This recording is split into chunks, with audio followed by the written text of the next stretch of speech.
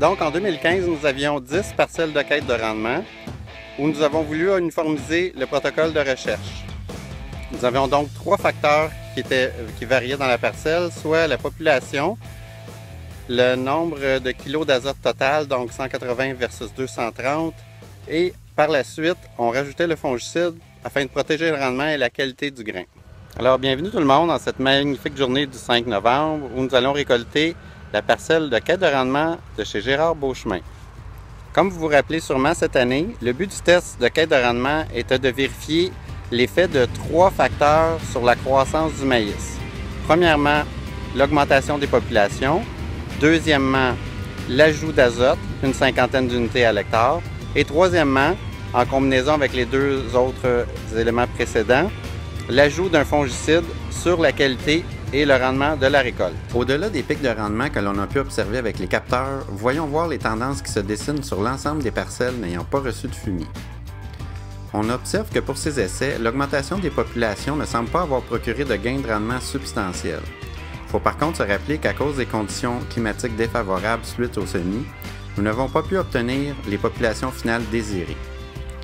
L'ajout de 50 kg à l'hectare d'azote au stade 3-4 feuilles a procuré le gain de rendement moyen le plus élevé, soit 850 kg à l'hectare. Le fongicide appliqué à la sortie des croix a quant à lui occasionné un gain de rendement supplémentaire de 532 kg à l'hectare. Pour ce qui est des parcelles avec fumier, nous avons eu moins de problèmes avec les populations et on voit tout de suite que l'augmentation de ces dernières nous a apporté un gain moyen d'environ 200 kg à l'hectare sur l'ensemble des traitements. Dans ce cas-ci, l'ajout d'azote n'a pas augmenté la moyenne des rendements, probablement à cause d'une forte disponibilité des éléments fertilisants présents dans les fumiers. Le plus gros gain de rendement observé sur ces parcelles a été suite à l'application du fongicide à la sortie des croix, avec un gain moyen de 730 kg à l'hectare. Beaucoup moins de maladies foliaires en fin de saison et une meilleure tenue à la récolte. Voici donc la recette afin d'obtenir des rendements supérieurs. Tout d'abord, choisir les champs ayant une très bonne fertilité, capables de soutenir la croissance d'une population plus élevée.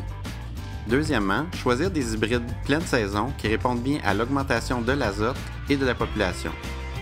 Troisièmement, bien préparer son lit de semences et prendre son temps pour semer afin d'obtenir un espacement uniforme et la population désirée. Et pour terminer, protéger son rendement avec un fongicide si les conditions le justifient et si l'hybride démontre une bonne réponse au fongicide.